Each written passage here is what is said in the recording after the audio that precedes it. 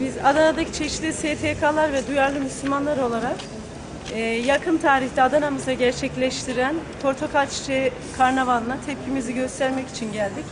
Bunun Müslüman kültürüne uygun olmadığını, Batı tarzı bir hayat tarzını sokaklara döküp genç nesli ve toplumu etkilemeye yönelik olumsuz bir girişim olduğunu ve buna yönelik kınamalarımızı, tepkilerimizi göstermek için belediyeye geldik ve Azim Öztürk Bey ile görüştük. Cevabı Adana'nın tanıtımı hakkında bunun büyük bir katkısının olduğunu düşündüğünü, fakat bizim uyarılarımızı dikkate alacağını söyledi. Biz geçmişteki Ramazan şenliklerindeki uyarılarımızın çok dikkate alınmadığını gördük. Ramazan bir ibadet ayı olduğu halde bir eğlence ayına döndürülerek çeşitli parklarda, açık alanlarda programlar yapıldığını, defalarca Azim Öztürk'e STK'larla gelip uyardığımız halde, bizlere söz verdiği halde diğer programların yine aynı ile tekrarlandığını gördük.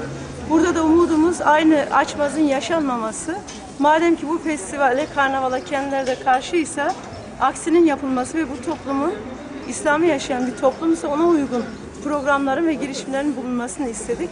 Çünkü biz bu karnavalda gördük ki, Portakal Çiçeği Karnavalı'nda İslam kültürüne aykırı uygulamalar gördük. Yok sokaklarda Cadılar Bayramı'ndaki insanların yaptığı gibi çeşitli kıyafetlerle gösteri yapan insanlar, sokaklarda tangoların yapılması, daha sonra işte sokaklarda kıyafet defilelerin yapılması, Taşköprü'de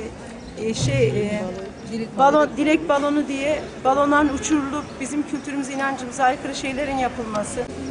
Aynı zamanda bunu bu karnavalı Lions kulüpleri gibi, aynı zamanda Coca-Cola gibi çeşitli kuruluşların desteklemesi ve onların finansıyla ya da katkısıyla yapılması bizi daha çok üzmüş bulunuyor. Bu tepkilerimizi göstermiş bulunuyoruz. Seneye de bu programların tekrarlanmasına takipçi olacağımızı tekrar ilan ediyoruz.